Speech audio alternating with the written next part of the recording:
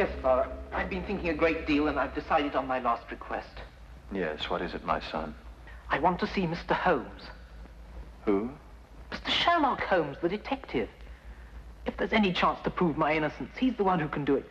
You've got to bring him to me, Father. Very well, Edward. If the man can be found, I'll have him brought here. Mr. Sherlock Holmes.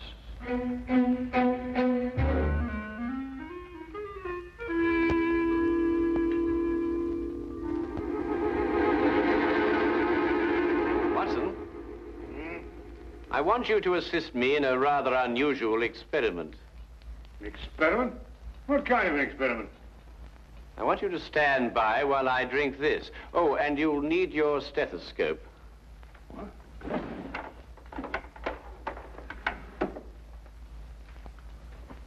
I say, Holmes, is it lethal? Of course not. You don't think I'd take a chance like that, do you? Are you ready?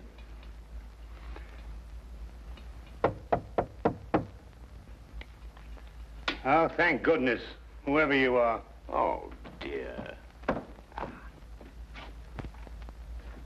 Come in, Lestrade, come in. Delighted to see you. Well, this is a warm welcome. Well, now, sit yourself down, make yourself at home. No, I won't, thank you very much.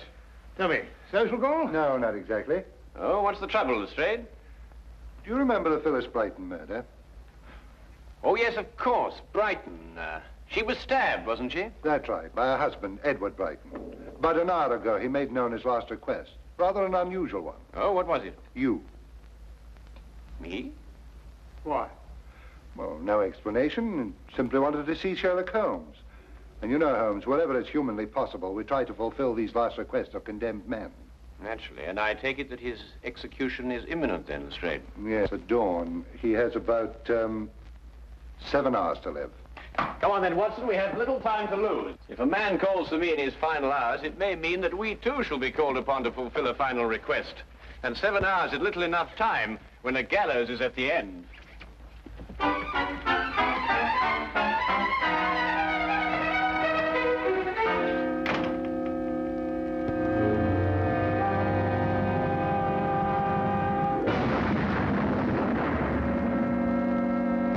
Suddenly it came to me, Mr. Holmes.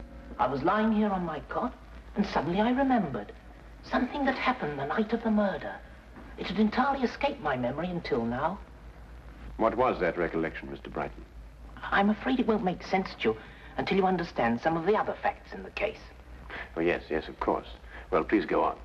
It was a Sunday afternoon, last April, when I first met Phyllis. We hit it off together immediately, and 3 weeks later we were married. She was very beautiful, Mr. Holmes. Blonde hair, perfect nose, delicate little mouth. And her background? Her family? We never spoke about that. Phyllis made me agree not to inquire into her past, nor she into mine. I knew it was an unusual request, but I consented readily. Mr. Holmes, I'd been just a bank clerk and very lonely. I didn't want to lose my one chance at happiness. Of course. Tell me, what was Mrs. Brighton's maiden name? LeVay, Phyllis LeVay. But she told me her friends called her Bobo. Bobo. I thought that awfully charming. Mr. Holmes, I wouldn't kill her.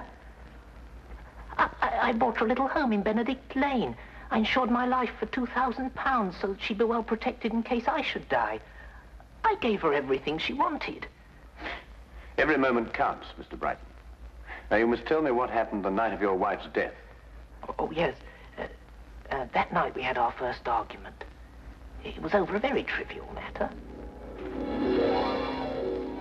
Forgive me, dear, for saying so, but don't you think it's just a little too much? What's a little too much? You know, As a matter of fact, I think it's too little. Now, really, Phyllis, it doesn't improve your appearance. It makes you look, Cheap?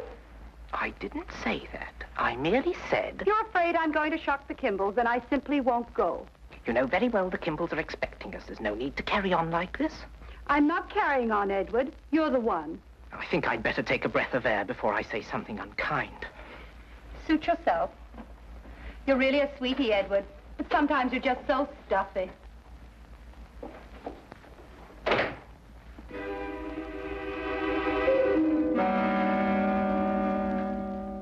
was the extent of it, Mr. Holmes. It was just a mild little row. But at the trial, the neighbors testified we had a violent argument that night. To this moment, I can't understand why they should say such a thing. After you left your wife, what did you do? I merely walked. I don't know exactly where. I just walked. After a while, I began to think of some way to apologize to Phyllis. I didn't want to make her unhappy, even over the smallest thing. I must have traveled a good long distance when suddenly I began to feel ill. Ill? Yes, I'd contracted malaria as a young man in South Africa. I knew I was in for another one of my seizures. Dr. Watson, you know what malaria does to a man? Oh, yes, indeed. High fever, sweats, chills, and sudden fainting spells. That's it. With the first chills, I instinctively turned back towards the house. I had medicine there that would lessen the effect of the attack. I wasn't aware of the street or anything around me. Each step I took became a struggle.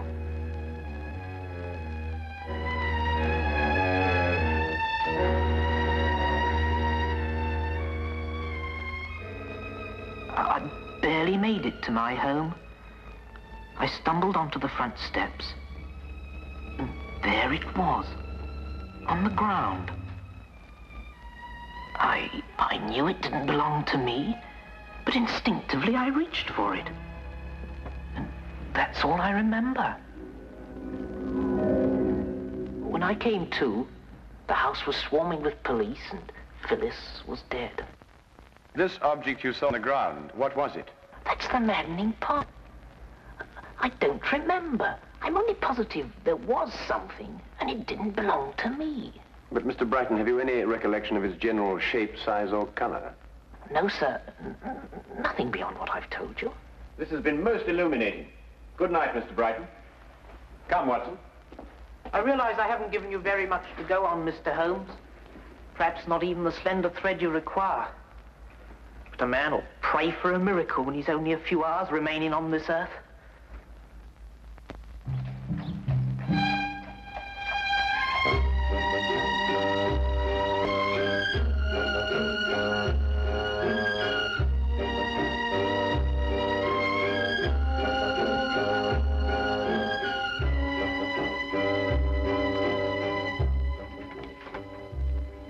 Ah, Holmes, come in.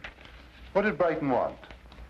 Lestrade, may I see the items that you took from Edward Brighton's pockets when he was arrested? Hmm? No, I said, may I see? Oh, very well. Wilkins, bring over Brighton's effects, will you? Well, I don't want to seem pessimistic, Holmes, but you think this poor chap's got a chance? No, I'm afraid all the evidence proved conclusively that he had a violent quarrel with his wife, then murdered her in a fit of rage. These mild-mannered clerks are always the ones. Oh, thank you, Wilkins. There you are, Holmes. There's nothing unusual in there. Keys, handkerchief, wallet, and so forth. Yes, just Lestrade says. Nothing there but common or garden personal effects, Holmes. Well, I, for one, wonder where we go from here. We go to 14 Hanover Place, Watson. Beg your pardon? What are we going there for? That's the address of the tobacconist who prepared this mixture. Yes, I can see that's the address, but I still don't understand. Quite obvious, Watson. Brighton in his cell was smoking the inexpensive, ordinary sea shanty brand of tobacco. Well, that's a specially prepared blend, only made for the well-to-do connoisseur. You'll note the burley base, a touch of latakia, and a certain amount of yenijay leaf. Extraordinary olfactory perception, Holmes. But what has the man's smoking habits to do with the case? Perhaps everything, Lestrade. It's my guess that Phyllis Brighton had a visitor that evening, while Edward Brighton was roaming the streets. And this is the something that he picked up on his return. The something that he couldn't recall. Come, Watson. The scent of this tobacco may very well lead us to the real murderer. And we have little time to lose. Good night, Inspector.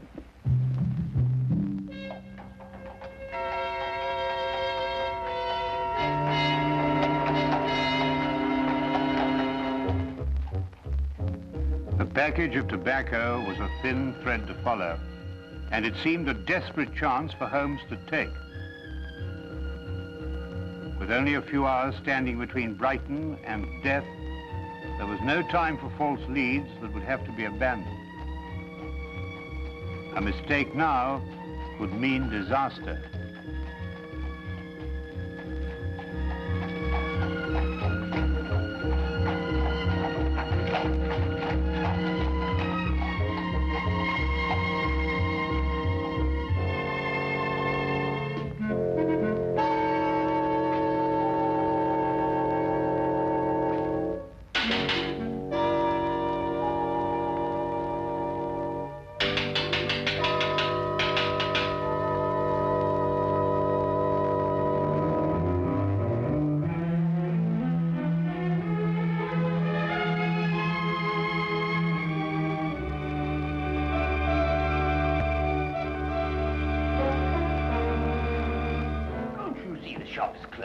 Come back tomorrow. Tomorrow will be too late. We must see you now. What about? Murder. Murder? Murder.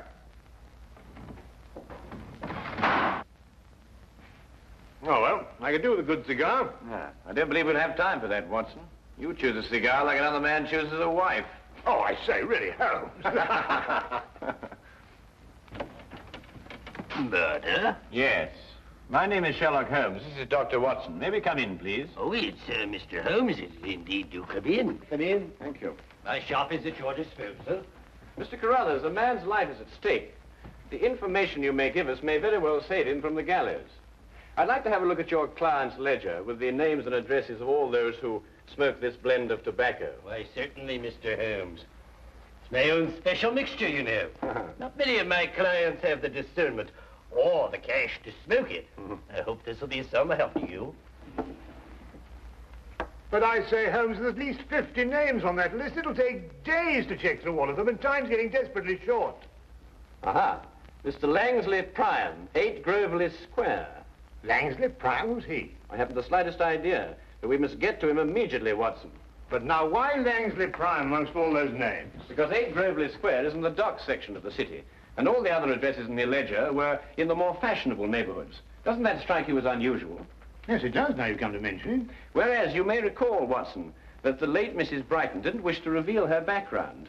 I think we may therefore assume that it was of a somewhat questionable nature. Yes, true. And 8 Groveley Square is in a questionable neighborhood. Well, these are slight leads, I grant you, Watson. But we haven't the leisure at our disposal for more thorough investigation. Our one critical factor now is time. Thank you very much, Mr. Carruthers, for your assistance, and good night. Good night.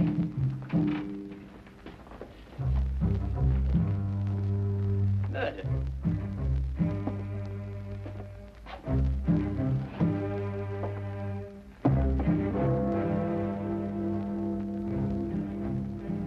$10. 6 more hours. Inspector Lestrade, do you really think Mr. Holmes will discover anything? If there's anything to be discovered, he's the man to do it. I wonder where he is now. It seems impossible. All I can give him were a few hours of vague memory.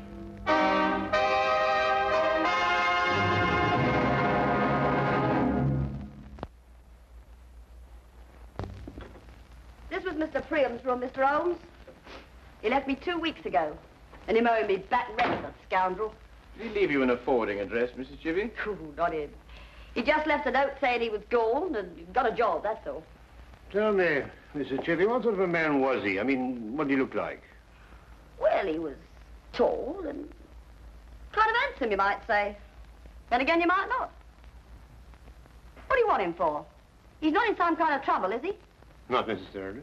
You're not here to give him the £2,000. £2,000? He was always talking about how he was going to get his hands on £2,000. And him owing me rent. Thank you very much, Mrs. Chivy. You've been most kind. Yeah, but when you see him, you tell him I sent my money. From now on, all rent in advance. Well, Watson, that's one more link in a strange chain of events. Tell me, what's the time now? Must be after 10. Ah, then we just have time to get to the theater. The theater? Yes, we don't want to miss the last act. Now, look here, Holmes, you can't do a thing like that. I mean, the theater at a time like this.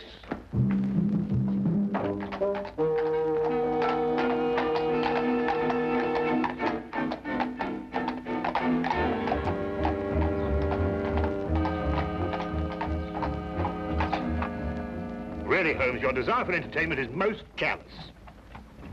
What do you make of this? Oh, it's hair.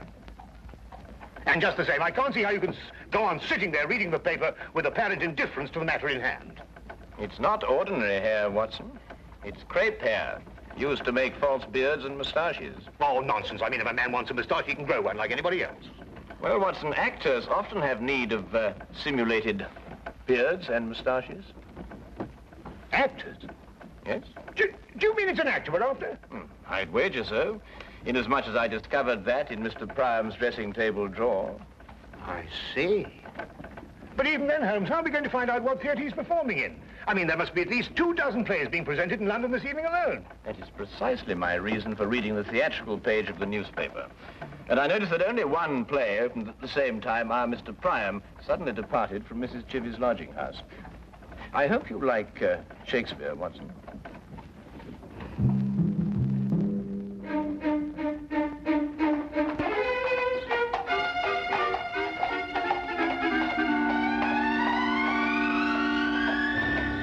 Nobody goes backstage, those are my orders.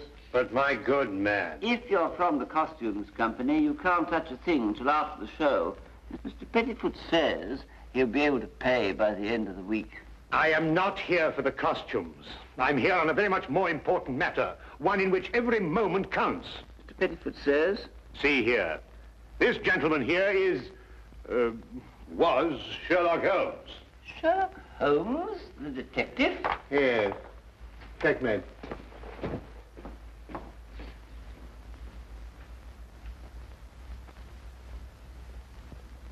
Mr. Holmes, the final death scene is just starting.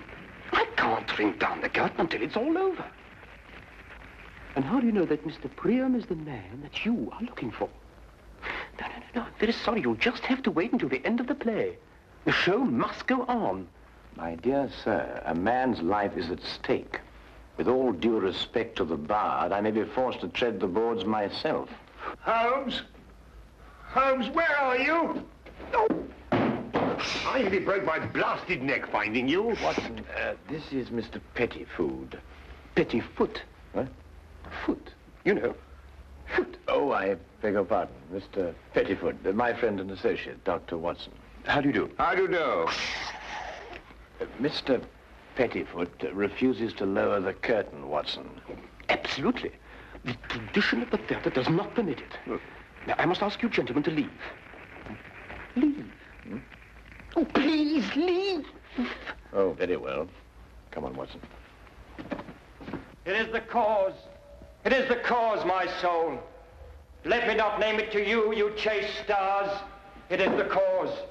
Yet I'll not shed her blood, nor scar that whiter skin of hers than snow, and smooth as monumental alabaster. Yet she must die, else she betray more men.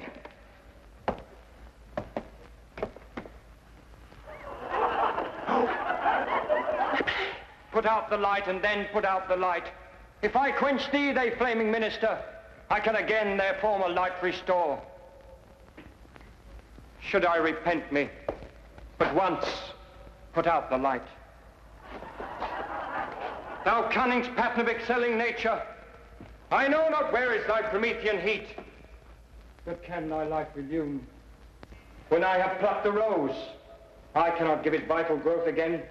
It needs must wither. I'll smell it on the tree. Oh, balmy breath that dost almost persuade justice to break her sword. One more! One more! Be thus when thou art dead, and I will kill thee. What have you done? What have you done? Oh, quick, take us to Priam's dressing room. Oh, all right, I don't care what happens anymore. I'll be ruined. I'll be the laughing stock of the theatre. Detectives in Shakespeare. Strikes when it doth love. She wakes. Here.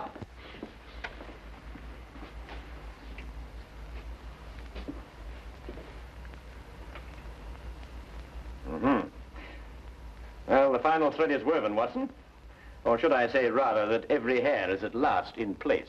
The two match. Perfectly. What is going on? What are you two madmen doing? Mr. Pettifoot, you can be of assistance to us in a drama even more important than the performance on your stage. In fact, you can help us to save a man's life. I can? You can indeed. Now listen very closely. When Mr. Priam comes in here... What time's it now, Inspector? 11:20. It's odd. Each minute's like an hour, but each hour's like a minute. There's still time. No. I'm afraid it's too late. Telephone call for you, Inspector Lestrade. Very important, sir. Oh, thank you, officer.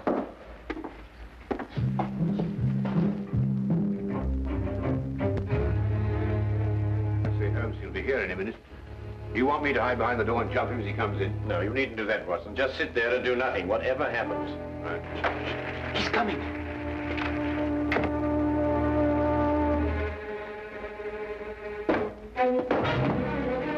You! How dare you? You ruined my scene! That, I believe, will only be the least of it. Well, who are you and what do you want? In answer to your first question, my name is Sherlock Holmes. In answer to your second, I want you for the murder of Phyllis Brighton. Murder? Phyllis Brighton? Better known in theatrical circles as Bobo LeVay. Get out of my dressing room. Your acting stands you in good stead, Mr. Priam. You almost convinced me of your innocence. However, acting and life are two quite different things. Tonight, on the stage, you murdered the girl Desdemona in make-believe. A month ago, you murdered a woman in a more sordid drama. You may as well continue this farce. The stage is all yours. Thank you. I shall try to be brief. You and your ex-partner planned what seemed to be a simple but clever scheme. She would marry some poor, unsuspecting soul, and you would murder him. And then the pair of you would share the insurance policy. Ridiculous. And it might have worked, but for one thing. Phyllis fell in love with Edward Brighton. I don't know what you're talking about. I don't know any Phyllis or any Brighton. Then perhaps, Mr. Priam, you are familiar with Romeo's lines. How oft, when men are at the point of death, have they been merry? Get out of here! I've heard enough! Not quite enough, Priam. It was you who had the vicious argument with Phyllis Brighton when she refused to continue with your scheme. And it was you who, in a fit of jealous rage, stabbed her to death. And so shall you die! Holmes! Let me go! Let me go! I came here as soon as I got your telephone message, Holmes. What's going on here and who's he? No time to explain now, Lestrade. I want you to arrest this man and order a stay of execution for Brighton. I'll be able to prove conclusively in the morning that Brighton is innocent and this man is guilty. All right, Holmes, I'll take your word for it. You'd better come along with me.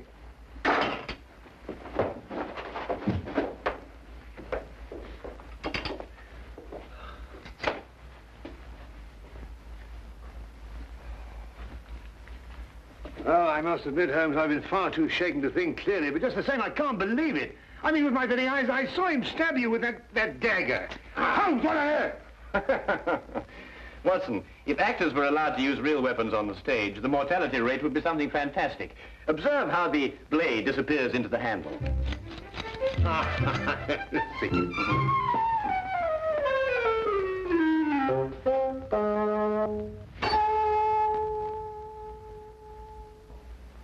Holmes. Oh.